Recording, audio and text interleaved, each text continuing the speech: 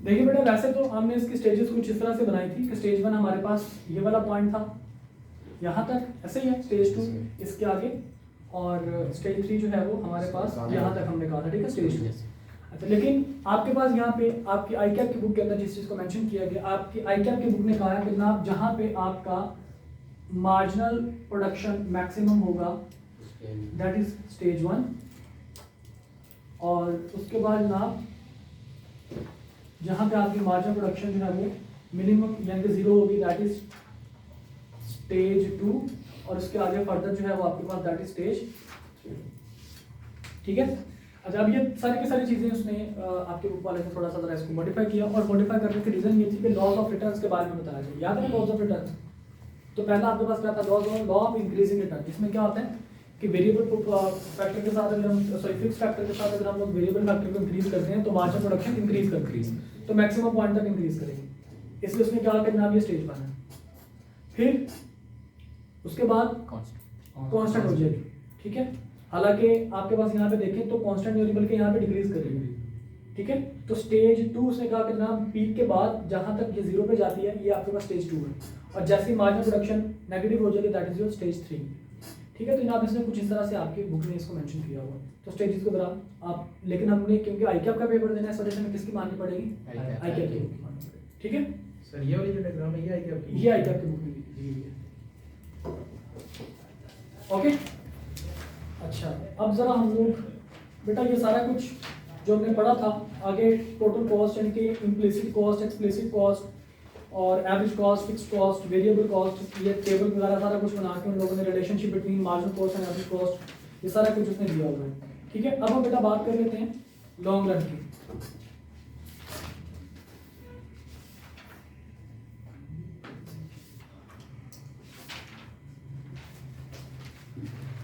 Okay बेटा, हम बेटा बात करते हैं लॉन्ग रन की।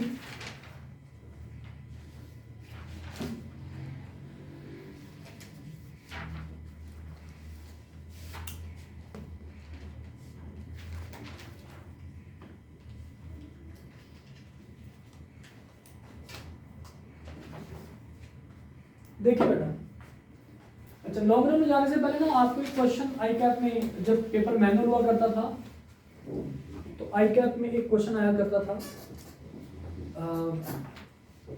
कि वाई, मतलब क्वेश्चन कुछ इस नेचर का होता था कि जनाब के शॉर्ट रन के अंदर why does in short run average marginal cost is U shaped, why does in short run average cost U shaped, या वाई इन एवरेज, यानी कि यहाँ पे आप ये कह सकते हैं कि अगर आप थोड़ा सा गौर करें तो मार्जिनल कॉस्ट जो होती है वो यू शेप्ड होती है, ऐसा ही है। तो वो ये पूछा करते थे इसके बाद, ठीक है, कि शॉर्ट रन में marginal cost why U shape क्यों होती है। अब इस चीज़ को जस्टिफाई करने के लिए मैंने कहा था कि कल मैं आप लोगों को एक इंटरेक्शन बताऊंगा इनका, कि आप किस तरह से आप इनको आपस में इंटरेक्ट करते हैं। तो देखिएगा मार्जिन शॉर्ट जो आपके पास लॉज ऑफ रिटर्न्स हैं इन terms of law of cost, पहले इसको कर लेते हैं उसके बाद हम लॉन्ग रन की तरफ मूव करें।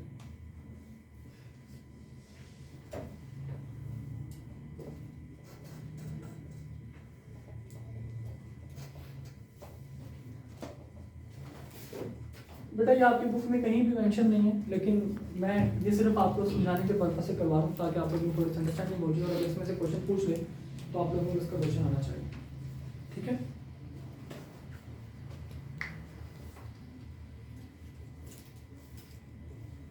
Labour unit, total production, marginal production, total cost, marginal cost.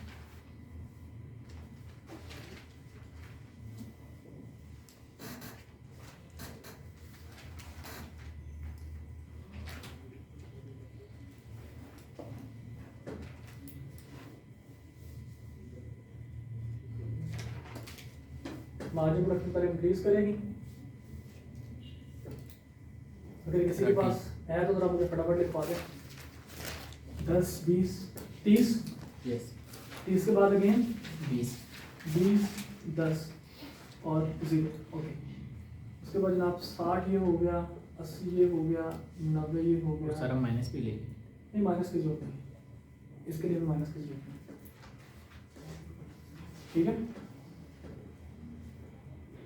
अच्छा इवन हमें जीरो की भी हमें जरूरत नहीं होती, मैं जीरो को भी मिटा रहा हूँ, उसके रीजन मैं आपको थोड़ी देर में बताता हूँ। अब टोटल कॉस्ट लेट सपोज बेटा एक आपके पास जो लेबर है, labour unit 1 unit equal to 100 rupees. एक लेबर की कॉस्ट कितनी है बेटा? 100 रुपीज। तो जब मैंने एक लेबर लगाया तो मुझे कितने पैसे देने पड़े?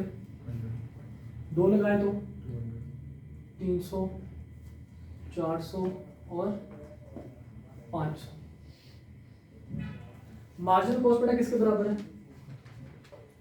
Change in total cost divided by change in number of unit produced. Cost के अंदर हम लोग प्रोडक्शन यूनिट लेते हैं और प्रोडक्शन के अंदर हम लोग फैक्टर ऑफ प्रोडक्शन के यूनिट्स लेते हैं। अब चेंज इन टोटल कॉस्ट आपके पास बेटा कितना है? ऊपर जीरो होगा तो 100 माइनस जीरो करेंगे तो 100। चेंज इन यूनिट कितना है बेटा? ऊपर जीरो होगा, 10 माइनस जीरो करेंगे तो आपके पास आंसर आएगा 10। तो कहना है दिस 100/10, आंसर कितना आया? 10। फिर उसके बाद इन दोनों का डिफरेंस 100, इन दोनों का डिफरेंस कितना बेटा? टोटल प्रोडक्शन का 20, आंसर कितना आया? 5। फिर आगे जनाब मजीद आगे, इन दोनों का डिफरेंस 100 डिवाइडेड बाय इन दोनों का डिफरेंस 30, आंसर कितना आया? 3.36। इसी तरह से बेटा 100 ओवर कितना डिफरेंस आया बेटा इनका?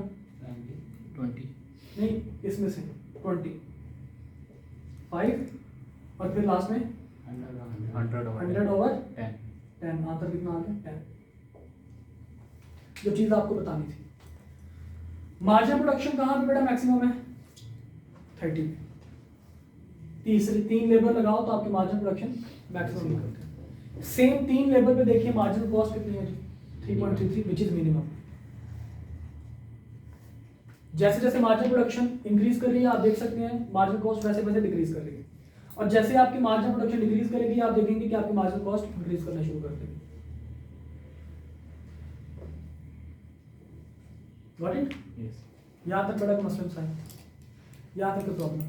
अब जो हमने स्टेजेस पढ़े थे ना, स्टेज 1 2 3, आपकी बुक में जो लिखा हुआ है वो एक्यूरेट लिखा हुआ है कि उसने कहा था कि आप स्टेज 1 तक आप क्या करें, अपनी प्रोडक्शन को रोक लें, क्योंकि इसमें मैक्सिमम प्रोडक्शन आप लेके जा रहे हैं। बेशक आपकी एवरेज प्रोडक्शन मैक्सिमम नहीं निकल रही, लेकिन हमने एक चीज देखी थी कि जहाँ पे एवरेज प्रोडक्शन मैक्सिमम होती है वो मार्जिनल प्रोडक्शन के बराबर होती है,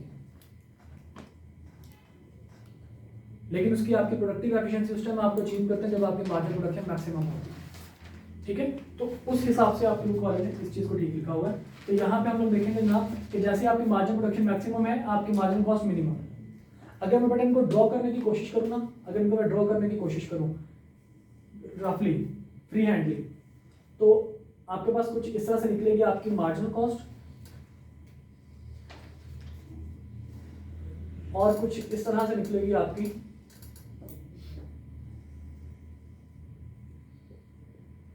मार्जिनल प्रोडक्शन। मतलब जहां पे ये मिनिमम होगा वहां पे ये मैक्सिमम होगा। ठीक है, अगर आपको सेम इस डायग्राम के ऊपर एक ही डायग्राम में अगर आप शो करते हैं तो जहां पे मार्जिन कॉस्ट मिनिमम होगा वहां पे मार्जिन प्रोडक्शन मैक्सिमम होगा। ओके, तो ये बेसिकली इंटरेक्शन है, यानी कि laws of returns in terms of laws of cost. तो अब दिस इज द रीजन कि शॉर्ट रन में मार्जिनल कॉस्ट यू शेप्ड क्यों होती है। Why is in short run marginal cost U-shaped?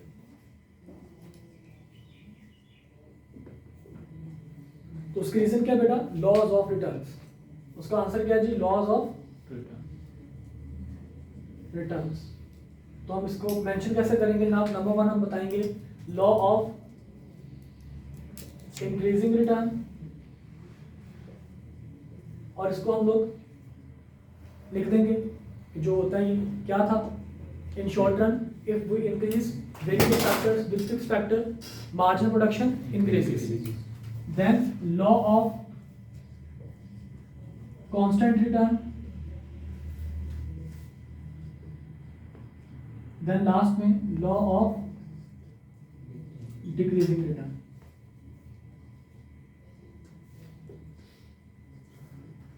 इसीलिए अगर बेटा मेरे पास कुछ डाटा इस तरह का बना हो, दिस इज एक्चुअली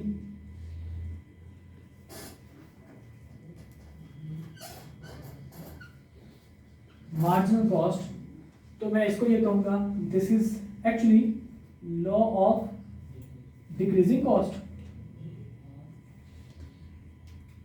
ऐसे ही है ना? Yes. और हकीकत में ये इसको मैं ये भी कह सकता हूँ कि actually this is law of Increasing return. Increasing return. शाबाश। और अगर ये लॉ ऑफ कांस्टेंट रिटर्न है, कांस्टेंट कॉस्ट है,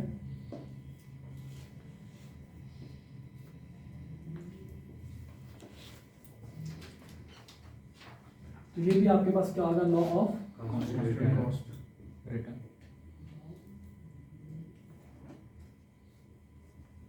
इसी तरह से this is law of Increasing cost.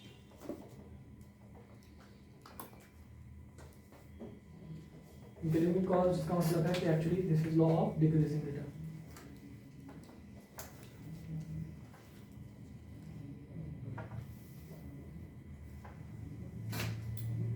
Okay, यहां तक बड़ा मुस्लिम सर।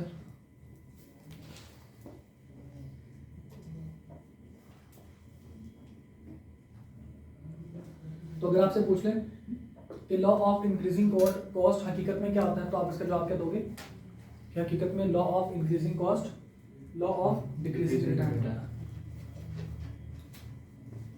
क्लियर? अब बेटा ये कहानी थी किसकी? शॉर्ट रन की। बता दो उसको।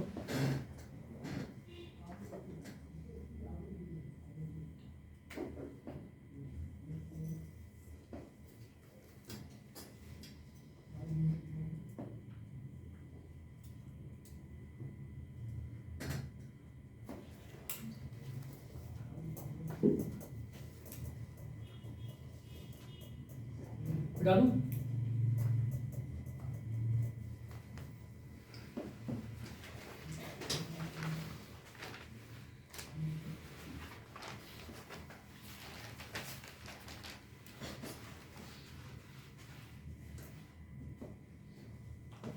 अब बेटा हम लोग बात करते हैं लॉन्ग रन की। लॉन्ग रन में आपके पास सिर्फ कॉस्ट है, प्रोडक्शन नहीं है। लॉन्ग रन में कोई टेबल भी नहीं है। लॉन्ग रन में जस्ट थ्योरी है। और वो क्या है? लॉन्ग रन का बेटा मतलब क्या था? जिसमें सारे फैक्टर्स ऑफ प्रोडक्शन क्या हो? Variables. ठीक है, a time period where all factors of production are Variables.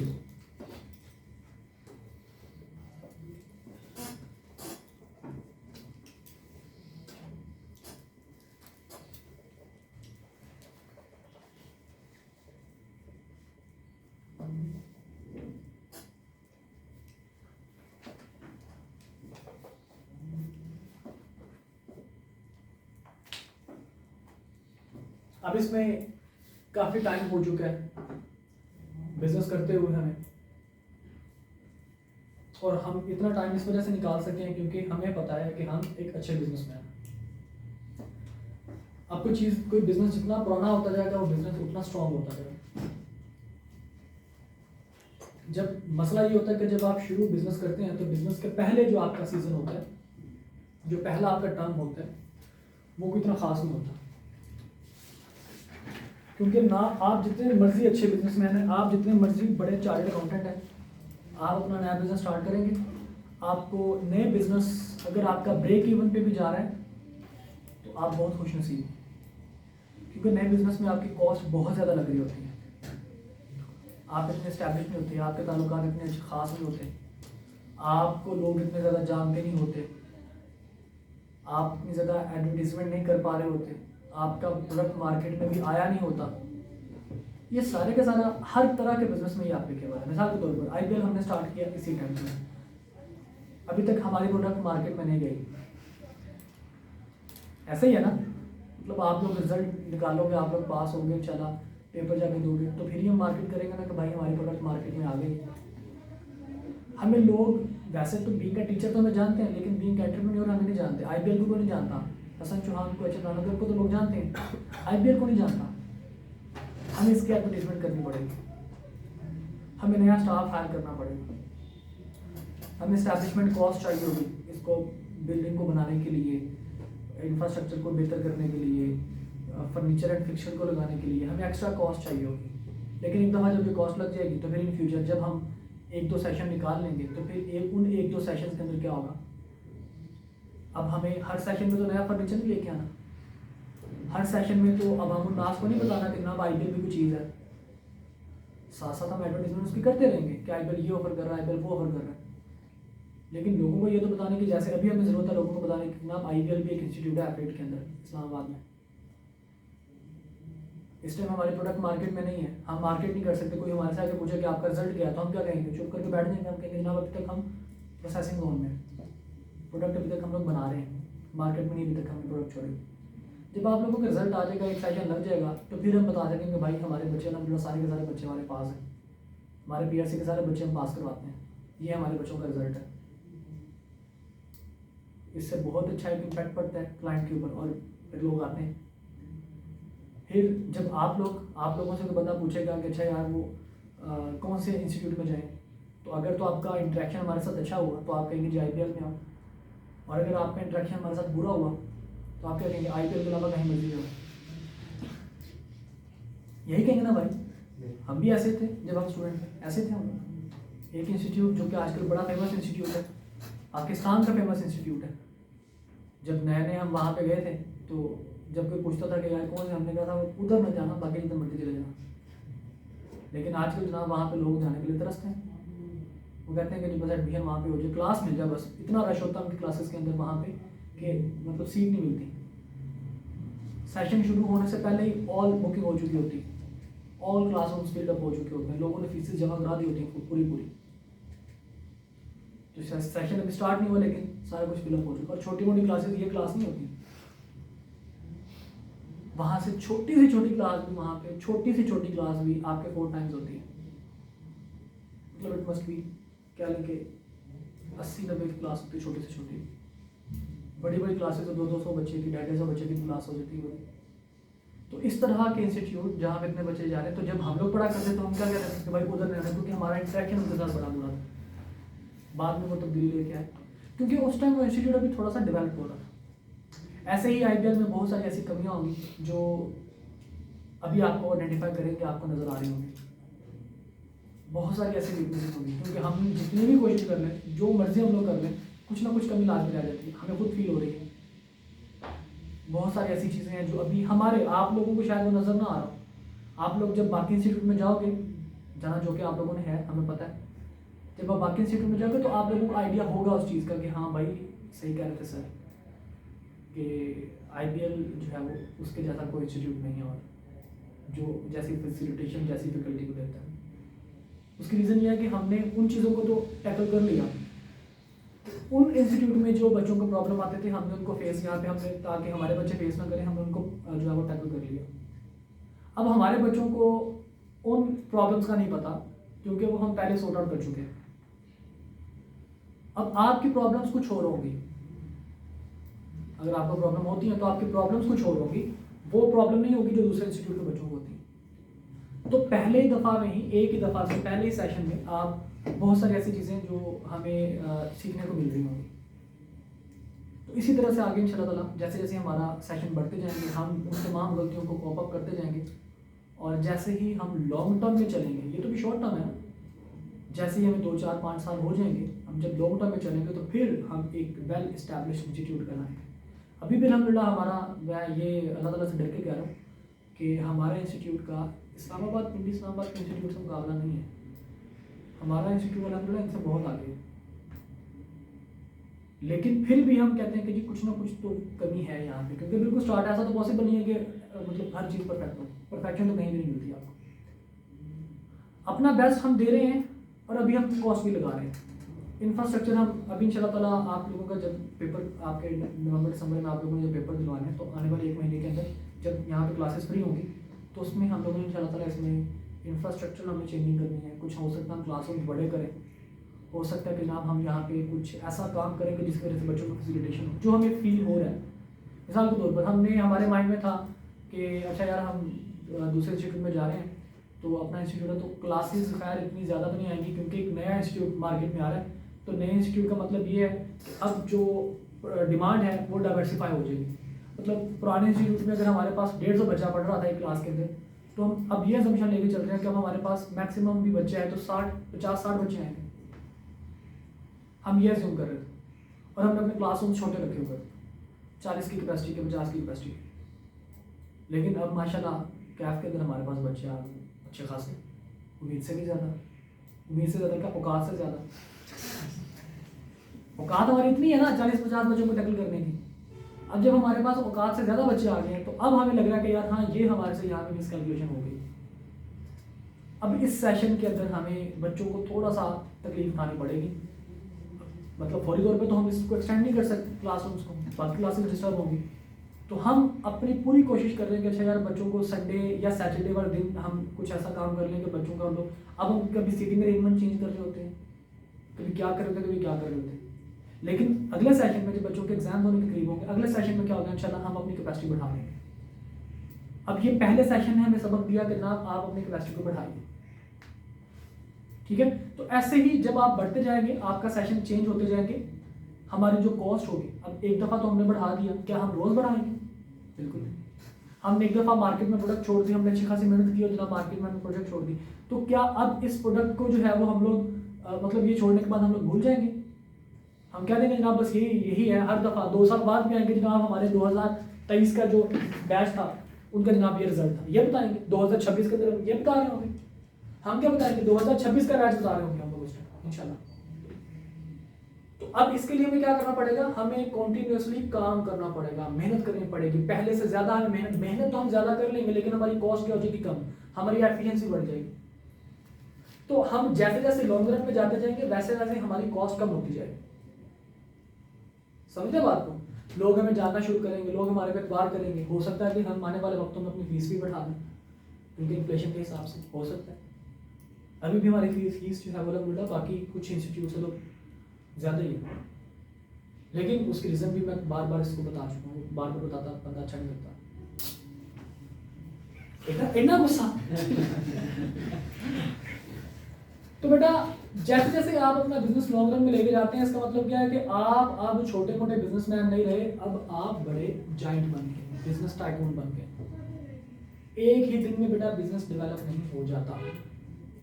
जब आप छोटे शॉर्ट रन में रहते हैं, जब आप छोटे होते हैं तो फिर आप टैकल कर रहे होते हैं अपनी मार्जिन कॉस्ट को। अच्छा मार्जिन कॉस्ट जहाँ पे मैक्सिमम मिनिमम है वहाँ तक प्रोडक्शन करो, जहाँ तक हो सके पैसा बचाओ, जहाँ तक हो सके अच्छी क्वालिटी की चीज़ लेके आओ ताकि मार्केट में सर्वाइव करें।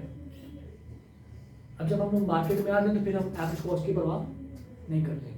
जब हमें 4-5 साल हो जाएंगे, जब हम अच्छे खासे अमीर बंदे हो जाएंगे, अच्छे बिजनेसमैन बन जाएंगे, तो फिर हम क्या कहेंगे यार ये इंस्टीट्यूट छोटा है यार, ऐसा करो एक नई ब्रांच बना लो, ऐसा करो साथ वाली बिल्डिंग भी परचेज कर लो, बिल्डिंग को तोड़ के बड़ा हॉल कर लो। ऐसे हमारे माइंड में आइडियाज आते जाएंगे। क्यों? क्योंकि हमारे पास उस टाइम क्या होगा, हमारी जो कॉस्ट होगी वो कम होगी, हमारी कॉस्ट क्या होगी, कम होगी। और कम होने के पीछे रीजन क्या होगी, उसके पीछे रीजन ये होगी कि हमें बहुत सारी ऐसी कॉस्ट जो हमें अभी बेयर करनी पड़ रही है इन फ्यूचर में बेयर नहीं करनी पड़ेगी, क्योंकि हम बड़े लेवल पे प्रोडक्शन कर रहे होंगे। अगर मैं इस पॉलिसी से हटकर अगर मैं आ जाता हूँ किसी दूसरी जगह पे मैन्युफैक्चरिंग कंसर्न में आ जाता हूँ, तो बेटा मुझे एक छोटी सी बात बताइए, एक बंदा जो कि 1000 यूनिट बनाता है और एक बंदा जो कि 1 लाख या 10 लाख यूनिट बनाता है, क्या उनमें फर्क नहीं होगा? उनके बिजनेसमैन होने में फर्क नहीं होगा? एक बंदा 1000 यूनिट बना के प्रॉफिट कमा रहा है, एक बंदा 10 लाख यूनिट बना के प्रॉफिट कमा रहा है। जमीन आसमान का फर्क होगा हमें। 1000 वाले को छोटा बिजनेसमैन कहेंगे, 10 लाख वाले को बड़ा बिजनेसमैन कहेंगे। अब जितना कोई बड़ा बिजनेसमैन होगा उसके लिए कॉस्ट इतनी मायने नहीं रखेगी, मार्जिनल कॉस्ट उसके लिए इतनी मायने, वो एक एक बच्चे का हिसाब नहीं रखेगा, एक एक प्रोडक्ट का वो हिसाब नहीं रखेगा। फिर वो क्या करेगा, वो बल्क में चीजें परचेज करेगा। वो अब एक एक यूनिट नहीं परचेज करेगा, वो किलो किलो यूनिट नहीं लेके आएगा, बल्कि वो क्या करेगा, टन्स लेके आएगा। तो जब बेटा जिस बंदे ने रॉ मटेरियल 1000 यूनिट के लिए खरीदना है उसको रेट लेट्स सपोज 100 रुपये उसको पर यूनिट मिल रहा होगा रेट, और जिस बंदे ने 10 लाख यूनिट परचेज करने हैं रॉ मटेरियल के, क्या उसको भी 100 रुपये मिल रहा होगा? अभी तो हमारी मार्केट का असूल है ना, हम मार्केट में चीज लेने के लिए जाते हैं, हम कहते हैं भाई क्या रेट है, हम कहते हैं ना फॉर एग्जांपल हम कहते हैं जी सेब लेने के लिए जाते हैं, हम कहते हैं जी कितने का किलो, कहते हैं जनाब ये 200 रुपये का किलो। लेट्स सपोज मैं कहता हूँ भाई साहब मुझे तकरीबन कुछ 20 किलो चाहिए, तो सही रेट बताइए, तो वो मुझे क्या कहेगा अगर 20 किलो चाहिए तो आपके लिए 150 रुपये का हो जाएगा, कहेगा ना भाई बिल्कुल कि जितने मैं यूनिट बढ़ाता जाऊंगा उतनी ही मेरी कॉस्ट कट जाएगी, कम हो जाएगी। अब इसका मतलब क्या हुआ कि बड़े लेवल पे अगर मैं प्रोडक्शन करूंगा तो मुझे कुछ ना कुछ बेनिफिट मिलेंगे जो मेरी कॉस्ट को कम कर देंगे। This is called economies of scale. ये हमारे पास क्या होता है जी, इकोनॉमीज ऑफ स्केल। तो लॉन्ग रन के अंदर एक बिजनेसमैन मार्जिनल कॉस्ट का ख्याल नहीं करता, बल्कि बिजनेसमैन इकोनॉमीज और डिस इकोनॉमीज का ख्याल करता है। तो सबसे पहले हम लोग देखते हैं जनाब what do you mean by economies of scale.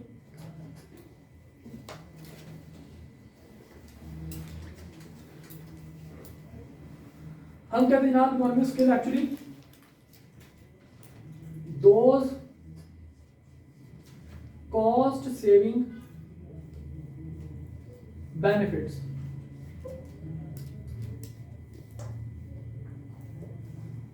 that a firm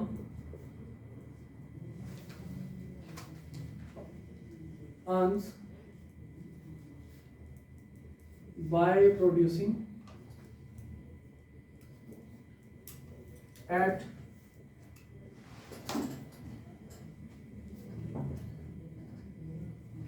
large scale of production.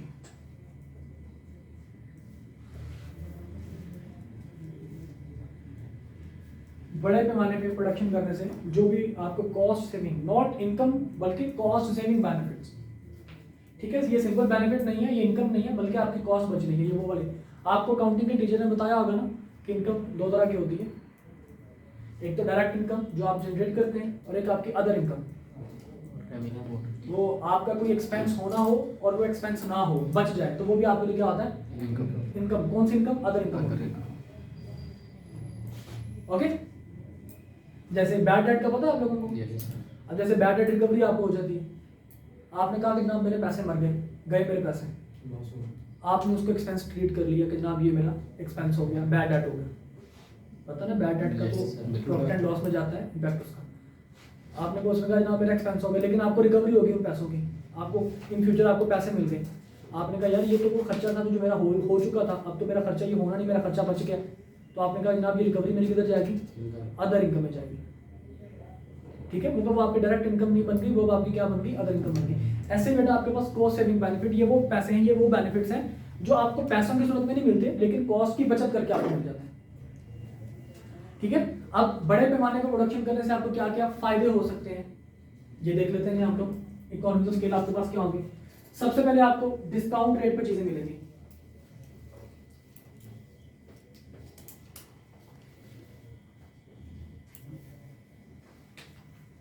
जब आप बल्क परचेज करोगे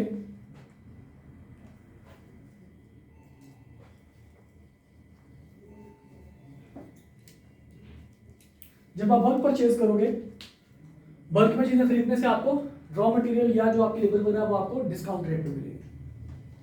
ओके, और अब जितने बड़े बिजनेसमैन होंगे आप देख लीजिए, आपके इंस्टीट्यूट्स की अगर मैं बात कर लेता हूँ, मैं इस चीज़ पे एडमिट करता हूँ कि अभी हम लोग मोबाइल से रिकॉर्डिंग कर रहे हैं। रीज़न अभी हम लोग छोटे हैं, अभी हम लोग अभी थोड़ी तकरीबन कोई ये कौन सा महीना है? अक्टूबर, 10वां महीना है। अभी हमें पैदा हुए 2 महीने हुए हैं, हम अगस्त में पैदा हुए हैं। हमें पैदा हुए कितने महीने हुए हैं? 2। अभी बिल्कुल छोटे हैं। हमारे मुकाबले में वो इंस्टीट्यूट हैं जो तकरीबन पिछले कोई 25-30 साल से, वो हमारे से कितने बड़े हैं? वो 30 साल हमारे से बड़े हैं। अब वो जो 30 साल हमारे से बड़े हैं, अगर वो टेक्नोलॉजी बड़ी हैवी किस्म की इस्तेमाल कर रहे हैं और हम जरा मोबाइल को इस्तेमाल कर रहे हैं, तो आप कंपैरिजन आप यहाँ पे हमारा ये नहीं करवा सकते कि जी आप तो आपने मोबाइल लगाया और उन लोगों ने नाम बड़े हैवी किस्म के कैमरास लगाए हुए हैं जिनकी रिकॉर्डिंग होती है। रीज़न कि अभी हमें पैदा हुआ कितनी देर हुई है? अब आप देखें ना, आप माशाल्लाह कितने साल के हैं? सारे मेरे ख्याल 17-18 साल के तो आप लोग होंगे इंशाल्लाह। अब आप 2 महीने का बच्चा उठ के कहे कि मेरे साथ आर्म रेसलिंग करो, तो दाद किसको मिलनी चाहिए, बच्चे को क्या आपको? बच्चे को मिलनी चाहिए ना कि बच्चा बहादुर है। समझे बात में? कंपटीशन नजर आ रहा है बिकॉज ऑफ टाइम के, लेकिन अगर बच्चा आपको टफ टाइम दे, 2 महीने का बच्चा आपको टफ टाइम दे, तो इसका मतलब क्या? इसका मतलब आप कमजोर नहीं है। अगर आप अपनी एज फेलोज के साथ बिल्कुल ठीक जा रहे हैं और आप सबको हराई जा रहे हैं, लेकिन 2 महीने का बच्चा आपको टफ टाइम दे रहा है, इट मीन्स कि आप कमजोर नहीं है, बच्चा स्ट्रॉन्ग है। बच्चा स्ट्रॉन्ग है। लेकिन जब वो बच्चा आपकी एज में आएगा या आपकी आधी एज में आएगा या थोड़ा सा बड़ा और हो जाएगा, तो हो सकता है कि आपके मुकाबले में आपको जाके हरा भी दे इंशाल्लाह। ठीक है, बच्चा स्ट्रॉन्ग है जनाब। ओके जी, तो ड्यू टू बल्क परचेज कि जनाब जैसे ही आपके पास ये बड़ी बड़ी यानी कि डिस्काउंट रेट पे मिलेगा, जैसे मैं बता रहा था कि जितना बड़ा बिजनेस होगा, जितना एस्टैब्लिश बिजनेस होगा, वो उतनी ही एडवांस टेक्नोलॉजी इस्तेमाल करेगा। जितना बड़ा बिजनेसमैन होगा, जितना बड़ा मतलब लार्ज स्केल पे प्रोडक्शन कर रहे होंगे आप, तो लार्ज स्केल पे प्रोडक्शन आप उसी टाइम कर रहे होंगे जब आप अच्छी खासी जो है वो टेक्नोलॉजी इस्तेमाल करेंगे। ठीक है, तो एडवांस टेक्नोलॉजी जनाब, एडवांस टेक्नोलॉजी से होगा ये कि आपकी प्रोडक्टिविटी बड़ी ज़्यादा बढ़ जाएगी। मतलब आप पहले जहाँ पे 1000 यूनिट बना रहे थे, अब मशीन लगाने के बाद आप वहाँ पे 10,000 यूनिट बना रहे हैं, तो आपकी प्रोडक्टिविटी क्या आ जाएगी? बढ़ जाएगी, यानी कि एडवांस टेक्नोलॉजी।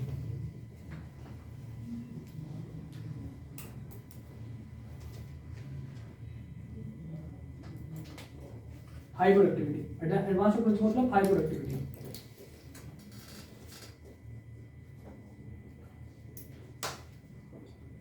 इसके बाद जनाब जितने बड़े आप बिजनेसमैन होंगे, आपको स्किल्ड लेबर मिलेगी। देखिए छोटा इंस्टीट्यूट है, तो यहाँ पे कौन से लोग आएंगे? अब जाहिर बात है, हम इतने जो फेमस जो हो चुके हैं टीचर्स, वो तो नहीं यहाँ पे आएंगे, लेकिन यहाँ पे वो लोग जरूर आएंगे जो फेमस होना चाहते हैं। एक वेल एस्टैब्लिश इंस्टीट्यूट पाकिस्तान का, वहाँ का वेल एस्टैब्लिश्ड टीचर वो ये चाहेगा कि मैं मजीद इससे ऊपर जाऊं, मैं इससे नीचे ना हूं। समझ रहे बात?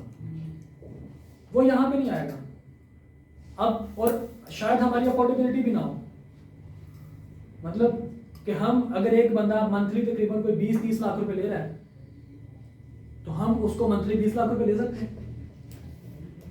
मंथली 20 लाख देने का मतलब पता क्या है? एक साल का कितना देना? 2 करोड़ 40 लाख। तो साल में 2 करोड़ 40 लाख हम पता नहीं सीना कमाया भी ना हो, तो हम उनको अफोर्ड भी नहीं कर सकते। जब हम उनको अफोर्ड नहीं कर सकते, तो इसका मतलब क्या है कि हमारे पास इतनी स्किल्ड लेबर भी नहीं होगी। तो जब हम बड़े बिजनेसमैन हैं, तो हमारे पास स्किल्ड लेबर होगी। अब स्किल्ड लेबर क्या करेगी? जितनी लेबर स्किल्ड होगी, उतना ही वेस्टेज कम, उतनी ही एफिशिएंसी ज्यादा। जितना बड़ा टीचर, उतने ज्यादा बच्चे। जो मैं बात बता रहा हूँ ना कि जनाब 200-250 स्टूडेंट, अब यहाँ पे 200-250 स्टूडेंट बैठा हो, तो मुझे क्या परवाह हो? मैं तो बड़ा जोशीला आके पुरजोश हो गया जनाब। ऐसे अभी भी मैं जोशीला आके पढ़ाता हूँ, लेकिन उस टाइम नाम मैं कहूँगी जो सारा कुछ साइड पर कर दो, एसी बंद है तो बंद रहने दो, चल रहा तो चलने दो, बस मैंने पढ़ाना है, व्हाइट बोर्ड आके मैंने सारा गंदा कर दिया। क्योंकि मुझे नजर आ रहा है कि भाई साहब आगे मोटिवेशन बैठी हुई है। मोटिवेशन नहीं, मोटिवेशन। समझ गया ना? अच्छा जी, तो अब एडवांस टेक्नोलॉजी के साथ साथ क्या होगा? अगर मैं स्किल्ड लेबर भी मेरे पास आ जाती है, तो मेरी प्रोडक्टिविटी क्या हो जाएगी? बढ़ जाएगी, इंक्रीज हो जाएगी। ठीक है, तो एक ये भी मेरे पास एडवांटेज है। अगर मैं बड़े लेवल पे प्रोडक्शन कर रहा हूँ, अगर मैं बड़ा बिजनेसमैन हूँ, तो मेरे पास स्किल्ड लेबर भी होगी।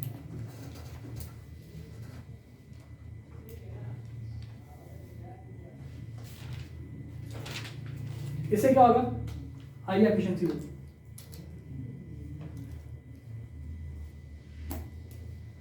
अगर मैं छोटा बिजनेसमैन हूँ, मैं बैंकों के पास जाता हूँ, बैंक मुझे कर्जा देते हैं, 100 तरह के मेरे से साइन करवाते हैं, और साइन करवाने के बाद अच्छा खासा रेट मुझे देता है। उसको पता है कि ये छोटा बिजनेसमैन है, पता नहीं पैसे दे के ना दे, इसको उधार नहीं देना हमें, तो तरले मिलते करके मैं उधार ले लेता हूँ, बैंक से लोन ले लेता हूँ, बिजनेस स्टार्ट कर लेता हूँ।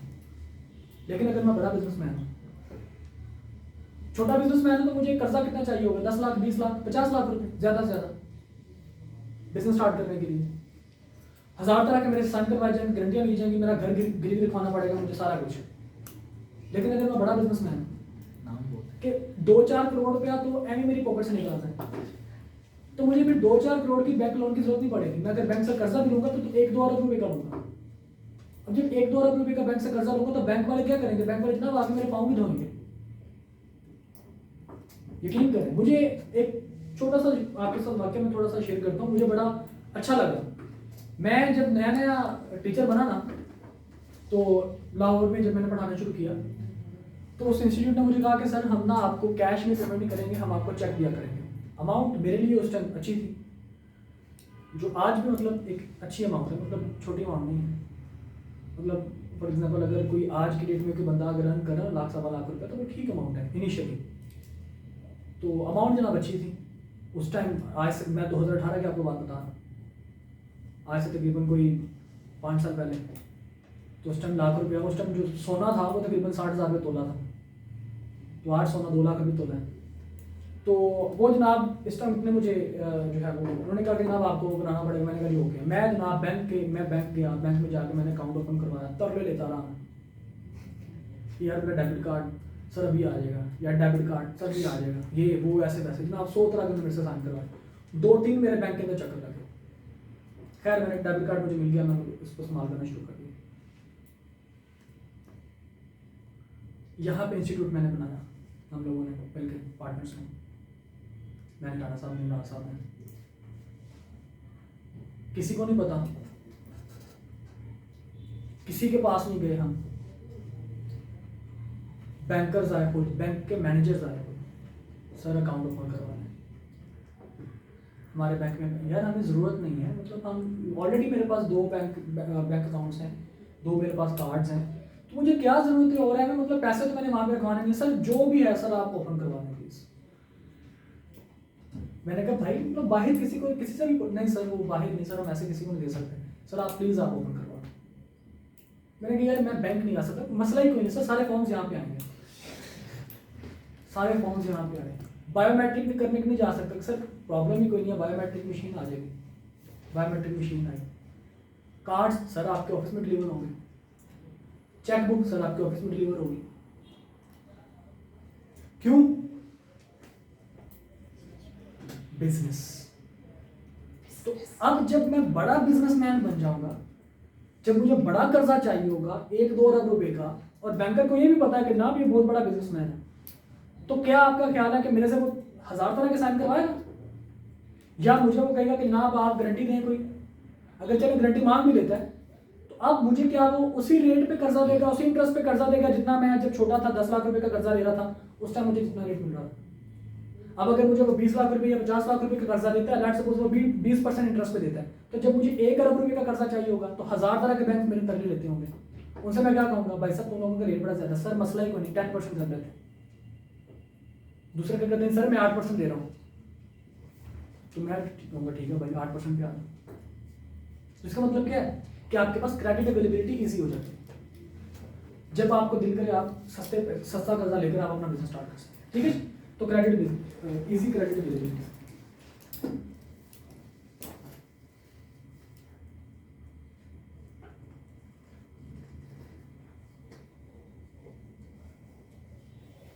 और जनाब अगर मैं बड़ा बिजनेसमैन हूं ना, तो मैं तरह तरह के एक्सपेरिमेंट कर रहा हूँ। मैं देख रहा हूँ कि अच्छा यार किस तरह से मैं अपनी प्रोडक्शन को मैक्सिमाइज कर सकता हूँ। अभी हमें यह प्रॉब्लम है कि यार किस तरह से सर्वाइव करना है, फिर हमें क्या प्रॉब्लम होगा कि किस तरह से राज करना है। यही प्रॉब्लम है ना। अब किस तरह से राज करने का क्या मतलब है, किस तरह से मैं एफिशिएंसी का हाई लेवल अचीव कर सकता हूँ। मैं डिफरेंट वेज ढूंढूंगा, मैं साइंटिस्ट को हायर करूंगा, रिसर्च एंड डेवलपमेंट डिपार्टमेंट बना के वहां पे अपना काम शुरू करूंगा, जो मुझे बताएगा कि कम से कम कॉस्ट पे ज्यादा से ज्यादा प्रोडक्शन कैसे कर सकते हैं। तो मेरा खर्चा कहाँ पे आएगा, R&D department, research and development department.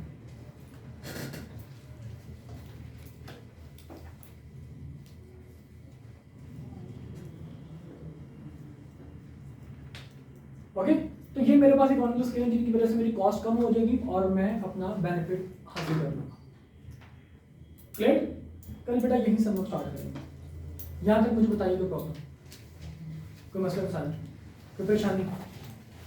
बोलो जी। R&D बेटा रिसर्च एंड डेवलपमेंट के अब मुझे ये अचीव करना है कि मैं मैक्सिमम प्रोडक्शन मिनिमम कॉस्ट के साथ कैसे कर सकता हूँ। वो डिफरेंट मैं वेज ढूंढूंगा जो कि मेरे साइंटिस्ट मुझे बताएंगे।